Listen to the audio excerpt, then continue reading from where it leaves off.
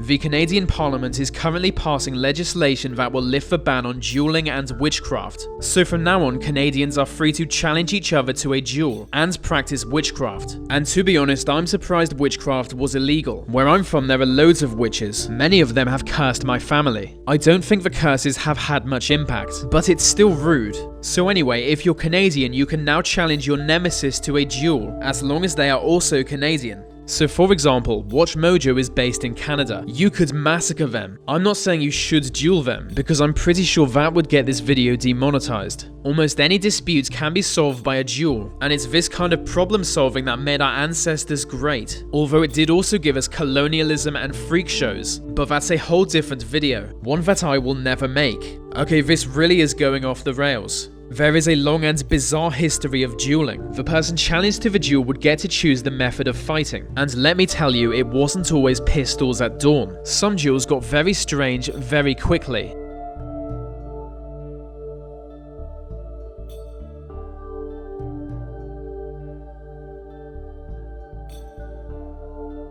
Bismarck is the man who unified Germany by use of shrewd diplomacy and open warfare, both of which he was good at. Like all great men, he made enemies during his rise to power. Only the Prussian king held more power than Bismarck, meaning other politicians had to take their grievances to him. 1865 saw a fierce clash between Bismarck and the German Diet, mostly over military spending. The most damning criticism of Bismarck soon came from Rudolf Virchow. He was a biologist turned politician who is now called the father of modern pathology. Bismarck was so offended by the criticism that he challenged Virchow to a duel. Bismarck was battle-hardened and physically capable. Virchow was a relatively soft intellectual. It seemed obvious who would win this duel, that Virchow would almost certainly not accept. But he did. Realizing that as the man challenged, he would have the choice of weapons, he soon came up with a plan. He chose sausages. Both men would consume a sausage. One sausage would be perfectly edible, but the other would be infected with deadly parasitic worms, and so it would be a 50-50 chance that either man die. Horrified by the prospect of a painful and equally likely death, Bismarck backed out of the duel. The soft and cunning intellectual had made the big bad soldier look like a coward, and the story of his victory has been told to children ever since, just as my grandfather told it to me. But, and here comes the big but, to quote Kanye West, we don't know for sure this happened. Decades after it allegedly happened, it was written about as if it were historical fact. All evidence is anecdotal. Surely it would have been more well recorded if it were true. But at the same time, 19th century Germany was a strange place. Whether it happened or not, the event has passed into legend.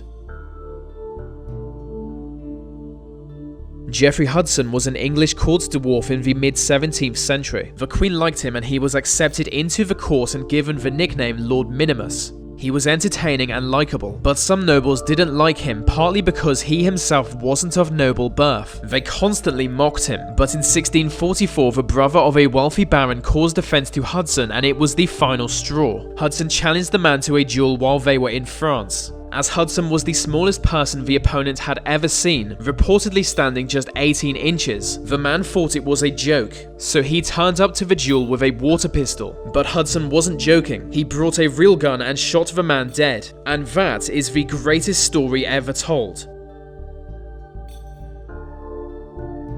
Gas balloon travel was developed in the late 1700s largely by French pioneers, and every pioneer wanted to pilot the first manned balloon flight. But it was so dangerous the King of France declared that convicted criminals would do it. But it was the Montgolfier brothers who first did so in 1783 after petitioning the king. Just 2 years later, another pioneer flew across the English Channel with a balloon, but that's nothing compared to what happened in 1808 when two men fell for the same woman. Now where I'm from, the matter would be settled by some kind of black magic, but these were 19th century gentlemen, so of course it led to a duel. Dueling over a woman was normal for people like them. The strange part is they used hot air balloons. Each man with his own balloon, they would fly 900 yards into the sky and attempt to kill each other. Above a large crowd, they both aimed a blunderbuss at their opponent's balloon. One of the shots was successful, puncturing his opponent's balloon and causing the man to plummet to his death. And that was the end of that. This was not the most famous duel of the Napoleonic era. The most notorious lasted 19 years.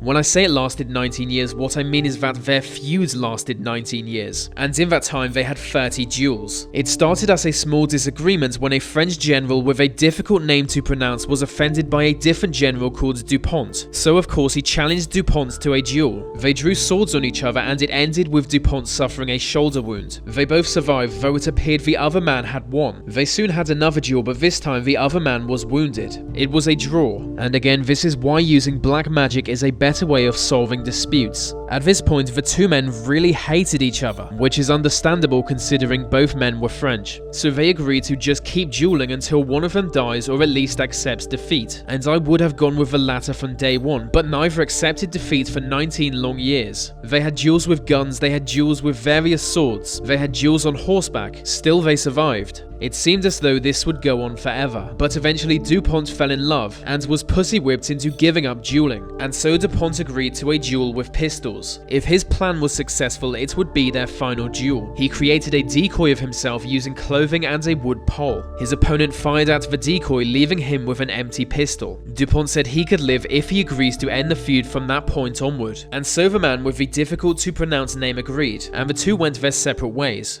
You might think that sounds too Hollywood to be a true story, but there is a film based on it, so take that.